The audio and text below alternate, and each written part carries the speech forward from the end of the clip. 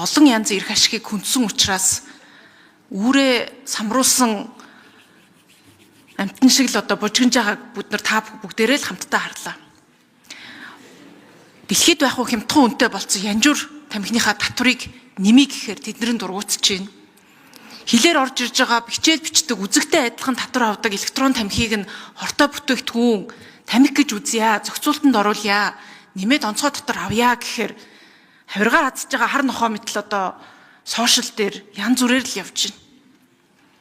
Тэгээ энэ бүхнийг харахаар үнэхээр хаяа бол бас Монгол төрийн бодлого юуны өмнө яаж сөхөрхийн хүчтэй байж чадах юм уу гэж бодох эргэлзэх үе ч гэсэн надад бол гарсан. Ялангуяа энэ хуулийг одоо хаврын чуулганаар хилцүүлэх гээд явуулах үед маш их гацаа гарсан. Сүүл рүүгээ өрөөнд орж ирээд чамайг улс төрчийн хувьд хинч биш болгоно шүү. Эсвэл албаар би энэ хуулиа батлуулчих юм бол хар зах зээл албаар үүсгэж байгаа чамд харуулна шүү гэж занал хийх хүн ч гэсэн орж ирсэн. Яасан их мөнгөтэй юм бэ?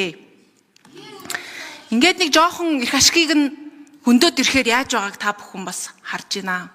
Гэхдээ энд ирээдүйн хойч үеийнхний төлөө, эрүүл мэндийг нь хамгаалахын төлөө энэ үзэл санаан дээр нэгдэж байгаа олон гишүүн байгаа гэдэгт би бол итгэж байна.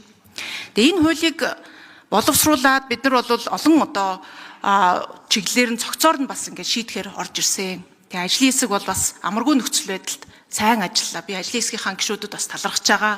Байр суурийг нь хүндэтгэж байгаа. Энэ асуудлыг бол парламент олонхороо л шийдээд явдаг. Энэ олонхороо шийдэх процесс руу л ороосоо гэсэн энэ хүсэл байсан. Тэгээ энэ хууль дээр элдв нэг талыг нь барилаач гэдэг юм уу янз бүрийн одоо төөрөгдүүлсэн мэдээлэл явсан.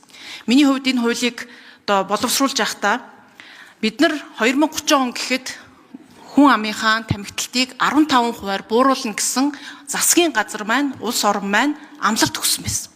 Тэгтэл бид нар сүүлийн 2019 оноос хойш тасралтгүй 6-7 жил тамхиталд маш өндөрсөж байгаа. Аз намхан далаадаа ч гэсэн маш өндөр байна.